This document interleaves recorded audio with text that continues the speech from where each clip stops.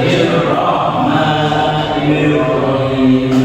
Rabbi shrah li sadri wa yassir li amri wahlul 'uqdatam min lisani yafqahu qawli. Oke, baik. Gimana kabarnya? Anak semua sehat. Yang putra sehat ya, yang putri juga. Masih ingat Ustaz kemarin hari ini mau menyampaikan tentang apa? Ada yang ingat? Jadi kita hari ini akan mempelajari tentang menghindari sifat tercela, yaitu israf.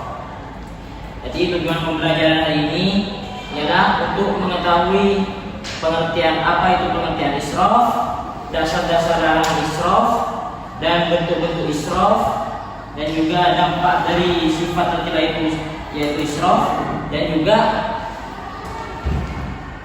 cara menghindari sifat tercela yaitu israf. Sudah lengkap semuanya untuk dimulai pelajarannya? Siapa?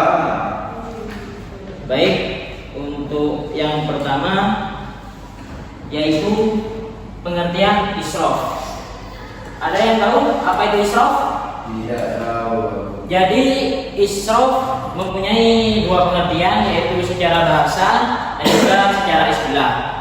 Jadi israf secara bahasa yaitu berasal dari kata asrofa yusrifu israfan, yang berarti menyukai secara berlebih-lebihan. Menyukai secara berlebihan yang dimaksud ialah melakukan sesuatu hal yang melampaui batas wajar dan kepatutan. Itu pengertian israf secara bahasa. Sedangkan pengertian israf sendiri secara istilah ialah membelanjakan sesuatu secara berlebihan, meskipun kebelanjaannya itu untuk tujuan yang baik.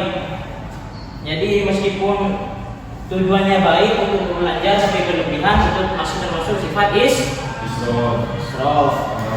Bisa dipahami di sini terkait pengertian israf? Lanjut yang nomor 2 yaitu dasar larangan israf. Jadi sifat israf atau berlebih-lebihan itu sudah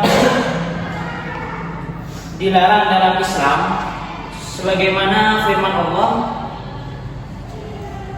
ya bani Adam khudhu zinatakum inda kulli masjidin wakulu washrabu wa la tusrifu innahu la yuhibbul musrifin. Yang artinya, wahai anak cucu Adam, berpakaianlah bagus kamu ketika memasuki masjid, dan makan dan minumlah, tapi jangan berlebihan. Sesungguhnya Allah tidak menyukai hal-hal yang berlebihan. Jadi dari kutipan tadi, ayat tadi, bisa kita pahami apa itu israf, yaitu Allah itu tidak menyukai hal-hal yang berlebihan. Lanjut untuk materi yang ketiga ialah bentuk-bentuk israf. Ada yang tahu contoh-contoh israf di sini dalam kehidupan sehari-hari mungkin? Dari yang putri atau yang putra? Ada yang tahu? Tidak tahu. Itu dalam kehidupan sehari-hari, yaitu makan dan minum secara berlebih-lebihan yang melewati batas wajar tubuh. Dan juga termasuk israf ialah makan yang bermewah-mewahan. Atau yang kedua ialah memakai pakaian secara berlebihan atau tidak sesuai dengan syariat Islam. Contohnya baju yang terlalu panjang atau terlalu kecil. Kan ada biasanya baju putri itu apa sih namanya? Abaya. Kadang-kadang ada yang lebih ke bawah, itu lebih 2 meter kadang. Itu juga termasuk sifat israf. Contoh yang ketiga berlebihan, termasuk ketika mandi, mencuci pakaian, dan juga berwudu. Mungkin semisal nak sayyidek ini waktu mandi poros ke air, itu juga termasuk sifat israf. Yang keempat ialah membiarkan listrik tetap menyala di siang hari dan tidak mematikan kipas, AC ataupun yang lainnya setelah dipakai. Dan juga contoh israf dalam hal ibadah seperti melaksanakan qiyamul lail semalam sampai capek ya, sampai tertidur sehingga meninggalkan hal-hal yang wajib seperti salat subuh nantinya. Bisa dipahami di sini terkait bentuk-bentuk israf? Langsung lanjut ya, untuk materi selanjutnya itu dampak negatif israf. Jadi dari sifat tercela israf ini ada dampak negatifnya, yaitu contoh perilaku israf yang berlebih-lebihan menimbulkan dampak yang merugikan banyak pihak. Selain merugikan diri sendiri, juga merugikan banyak orang.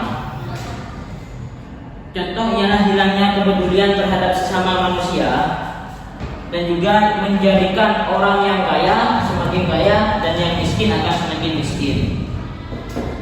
Dan juga menurut Imam Ash-Shatibi, sikap berlebihan dalam ibadah akan menghilangkan keteguhan dan keseimbangan dalam melaksanakan kewajiban dan hukum-hukum agama.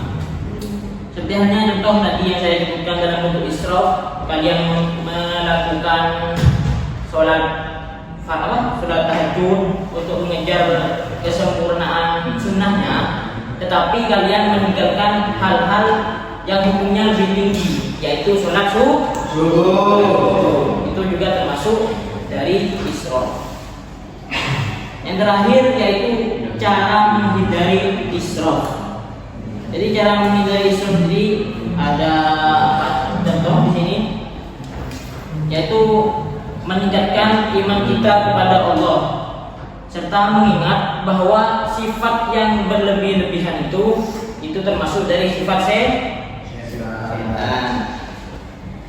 Yang kedua, membiasakan hidup sederhana dan berusaha mengendalikan hawa nafsu agar kita tidak selalu ingin ini hingga membelanjakan yang berlebih-lebihan ini.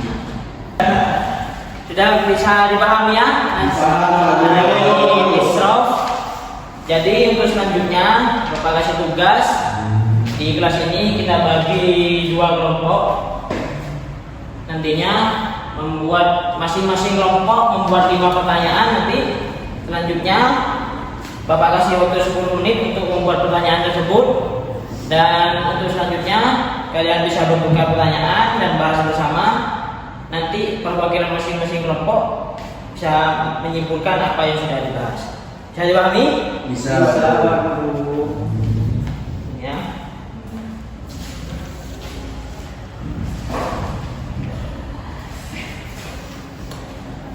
Pak kasih waktu 10 menit untuk membuat soal-soalnya. Sudah. Baik, sudah. Akhirnya langsung bertukar pertanyaan dan bahas nanti. Monggo ditukar. Ya sudah. Bahas satu kelompok. Setelah itu nanti perwakilan menjelaskan apa yang sudah dibahas dari masing-masing kelompok. Bapak kasih waktu 15 menit untuk membahas. Oke, sudah ya. Silakan. Monggo dari perwakilan kelompok 1. Nah, Febri, monggo jelaskan.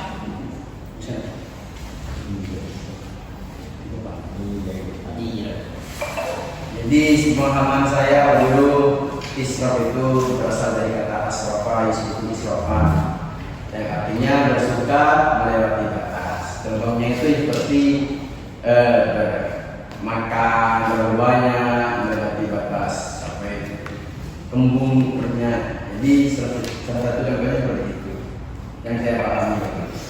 Oke, baik.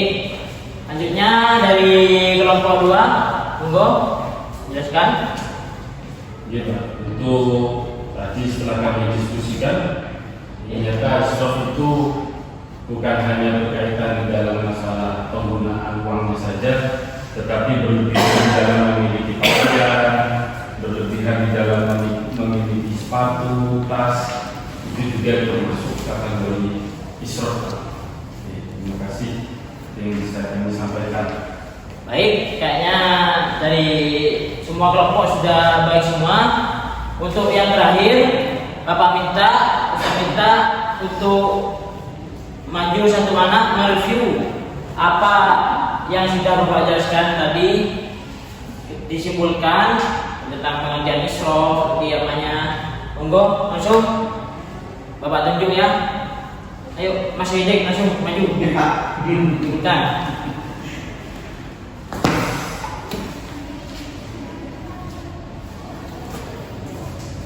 Baik, terima kasih Ustaz. Sebelumnya Assalamualaikum warahmatullahi wabarakatuh. Waalaikumsalam warahmatullahi wabarakatuh. Di sini saya akan menyimpulkan dari beberapa penjelasan Ustaz tadi.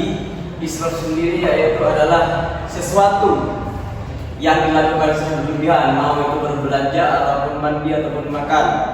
Bisa juga dengan bergaya, dengan cara bergaya hidup. Seperti contohnya seperti apa? Belanja pakaian ataupun makanan ataupun yang lain. Semisal yang lain juga mandi, berlebihan air, itu juga termasuk dengan israf. Dampak negatifnya apa? Kalau yang tadi saya dapatkan dari penjelasan Ustaz, yaitu bisa memiskinkan semakin-makinnya dampak dari israfnya. Cara menghindarinya yaitu salah satunya, dapat ya Ustaz, salah satu saja ya. Mungkin yaitu menghindari cara berhidup gaya mewah-mewahan. Mungkin itu yang saya tangkap dari penjelasan tadi. Sekian, terima kasih. Assalamualaikum warahmatullahi wabarakatuh. Oke, tangan. Baik, mungkin waktunya sudah cukup. Ini jam sudah sampai. Kita tutup kegiatan ini dengan membaca hamdalah. Alhamdulillahirabbil alamin.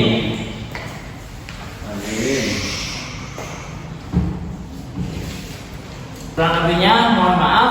Assalamualaikum